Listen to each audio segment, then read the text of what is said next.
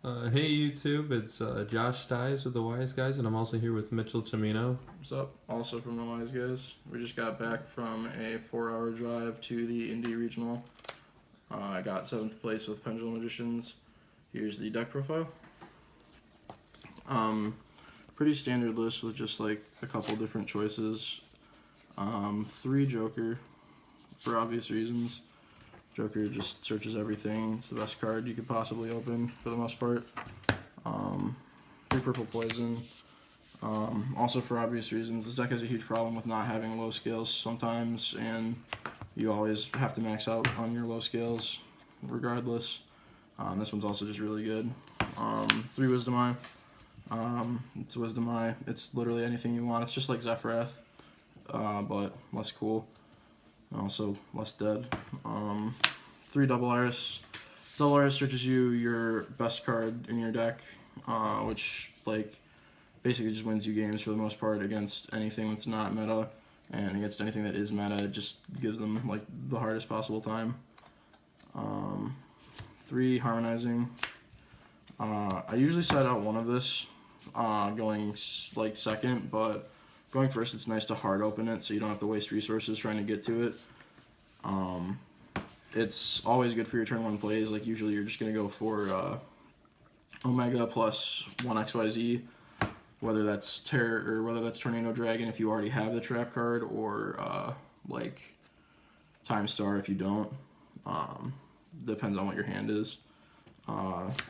3 Black Fang. Some people don't play 3, but I just think this card's too good in a grind game. Just being able to like, it just lets you push through damage like way easier, and it gives you bigger boards. It'll also just like trigger Star like a lot easier than anything else later game. I played 2 Oath Dragon. A lot of people were playing 1, but I really like that game 1 in the mirror you just have like way better grind potential than your opponent because you're playing the second one of this, and it definitely just makes your plays a lot better. Like you can play a little more liberally with your scales and try and like bait better things because you have the second one of this as opposed to only having 1. And then 2 Astrograph Sorcerer. Astrograph's really good. He like can set up full scales basically off of Wavering Eye sometimes, and depending on like what your hand is, you might need to use that to get another Wisdom Eye and be able to like Pendulum Summon and get more level 4s out on the board to facilitate a better opening play. 1 Sorcerer. Sorcerer's really solid going first. Very good at triggering Star if you need it on your first turn, because you usually can't activate any of your Pendulum Ref or Pendulum Monster effects on the first turn. But I really like having that, and it also searches Joker, which is really solid because then that means you don't need to use Time Star to get Joker, and you can save that for like Tornado Dragon if you need. 3 Ash, obviously. Ash is the best card, like, right now, I think the best hand trap in the game. It's just always good to have, whether you're going first or second. And then that's it for the monsters. For the spells, we played 3 Duelist Alliance. I usually side out one of it, but it's always good to have because it can either be a high scale if you need it, because you can search for Double Iris because it counts as a Pendulum Dragon. It can get you either of your Pendulum Graph cards, which are really helpful to stop your opponent from being able to like hard stop your plays without you getting any advantage. So Duelist Alliance is always pretty good. 2 Star. Pretty standard. Star is just a really good card. That makes your opponent have to like, this is basically the highest priority target on the board, because if they don't get rid of this and you draw any semblance of a good hand, then you're going to just plus infinitely. I played 2 Wavering Eyes. I hate this card. I hate what it stands for. I hate everything about it, but it's really good because everyone's playing Pendulum. I didn't play 3 in the main deck because like it's really not that good going first. Like I like having it, but I side decked the 3rd one.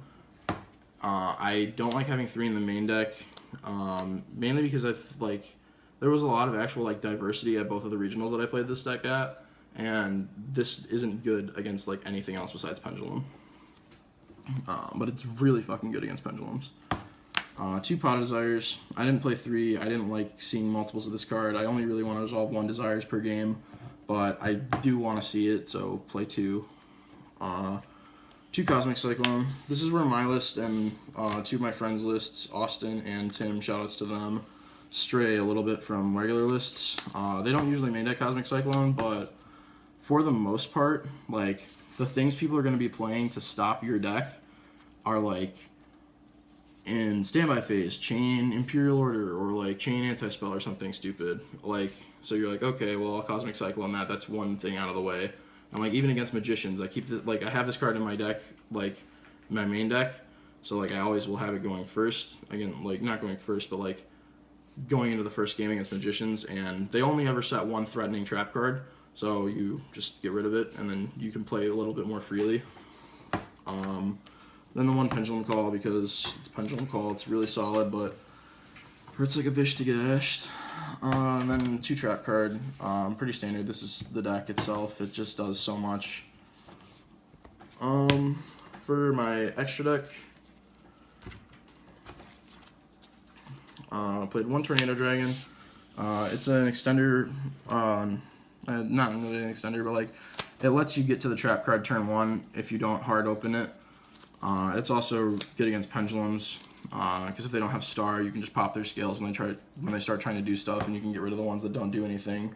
And also like hard target the low scales that aren't purple poison to like potentially stop them from being able to do anything in general. The Utopia package, it's just solid. It helps get over Masterpiece sometimes if that's necessary, but usually you just have your main deck outs to that. I played 2 Time Star. I really like 2 Time Star just because the first one ever leaves the field. It's a target for Black Fang, which is really solid, and B, this just helps you get like Astrograph if you're trying to do a cool like play for game, or Joker if you need another like specific scale. I just like having the second one. It came up a couple times. 1 Trapeze Magician. This card just pushes for game. 1 Supreme King Dark Rebellion. This card is insane. I made it for game, I think, twice today. It's just really, really solid. It makes their monster's attack 0, and then it gains the attack equal to the original opponent's monster's attack. So, like, against True Draco, if they have, like, just one of the level 1, like, the Tribute Fodder monsters out, like, say they just have an Ignis or whatever, and you summon this, and you attack, and they have the field spell out, its Ignis goes to 0, and this gains Ignis's attack, so you're swinging for, like, a shit ton of damage with this, and it stays alive, and it's still at 0, and then you just swing over it again for basically game. We played 1 Carrying Gorgon. Supposedly helpful against Paleo and the Mirror sometimes, but I never really got to play against Paleo, and I never wanted to make this over anything else. So this was like definitely the least summon card in my extra deck, but I still probably would play it because I can't think of anything better to run at the moment. 1 Dweller. Dweller's good for like a lot of the rogue decks this format. Not like necessarily rogue, but just like not Pendulum Magician / True Draco.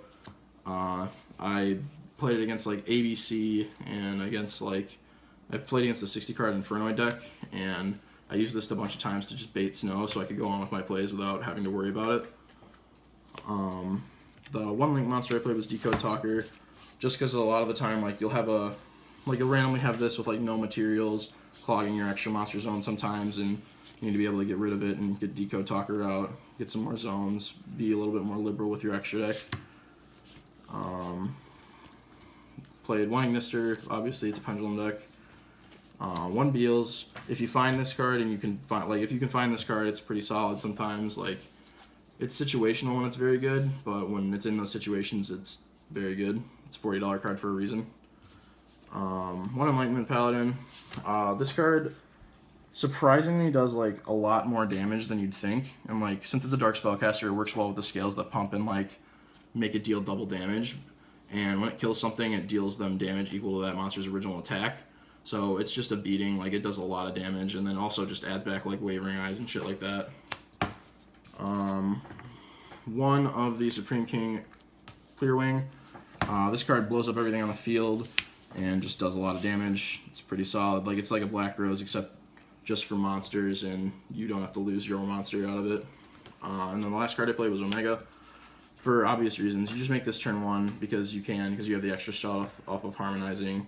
Make your opponent start with only 5 as opposed to your like fully set up board. So that's the main extra. And the side deck, I played 5, 5, and 5 on traps, monsters, and spells. 3D barrier. It's just like probably the best card you can side. Like, not necessarily the most powerful card you could side, but like it just covers the like playing field so well. Like it's good to side against a lot of different things. 1 chaos trap hole and 1 pendulum hole. Pendulum hole was really solid for me this weekend. Came up a lot in the mirror. Chaos trap hole is also for the mirror, but it's not searchable. The reason you play chaos trap hole, and the reason I played chaos trap hole at least, was like some people were randomly playing Denko against this deck, and like if you just get out of nowhere hit by a Denko game 2 when you thought you were gonna just win going second, and it's like, okay, well, not going second, but going first, you're like, okay, well, game 3 I know that I need to have this card, or like a warning or something like that. So that was the traps. I really liked those this weekend. This won me a couple of games. Spells, I played 3 system down, the 3rd Cosmic and the 3rd Wavering. These 2 cards were the cards I sided in the most against the mirror, going second. I just really like having Cosmic going second, and Wavering Eyes obviously is just, like, you have to have it at 3 playing the mirror if you know you're playing the mirror. System down came up a couple times. I played against a lot of ABCs actually, and by a lot I mean like 2, but that was more than I expected. Then for monsters, 3 Zaphion. This card is ridiculous. It's super duper solid.